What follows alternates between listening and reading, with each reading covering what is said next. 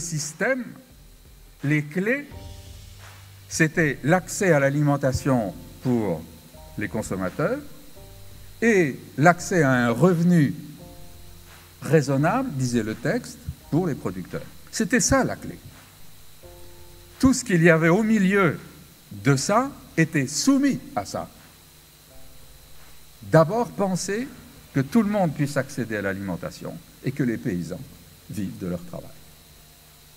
C'était le sens de la charte de la Havane.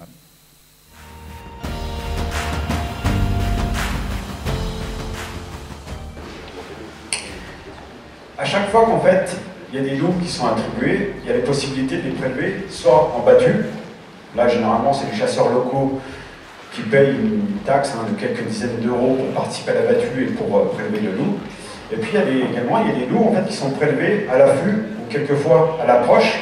Et pour eux, en fait, c'est vraiment une certaine valeur, une valeur de trophée, quoi. Il y a des étrangers qui viennent, notamment beaucoup d'Américains, et ils payent jusqu'à 12 000 euros de loup.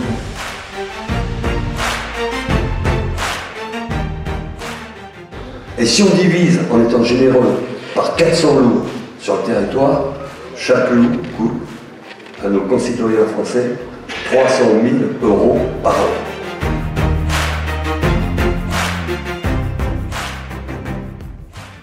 Donc nous, avec le modèle Momagy, on n'a jamais eu la prétention de prévoir les prix, mais au moins on avait cet objectif de déconstruire et de montrer que ce qui est fait là, ce qui est utilisé là, est de la malhonnêteté intellectuelle.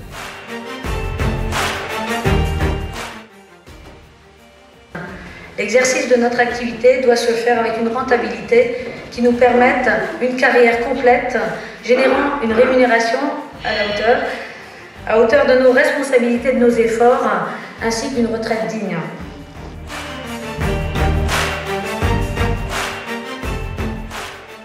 Et moi je crois que l'union a toujours fait la force, il n'y a pas de céréaliers, il n'y a pas d'éleveurs, on voit que même quand on est allé donc au port de l'Orient, on a tous les mêmes intérêts, pour l'instant on veut nous faire crever, et bien on va relever la tête et on va leur montrer à ceux qui nous ont foutus là-dedans, c'est-à-dire ceux qui depuis 30 ans co-gèrent, on va leur remontrer que si on peut changer aussi, on a changé de gouvernement, peut-être qu'on changera de syndicalisme et de vision une dernière fois pour toutes.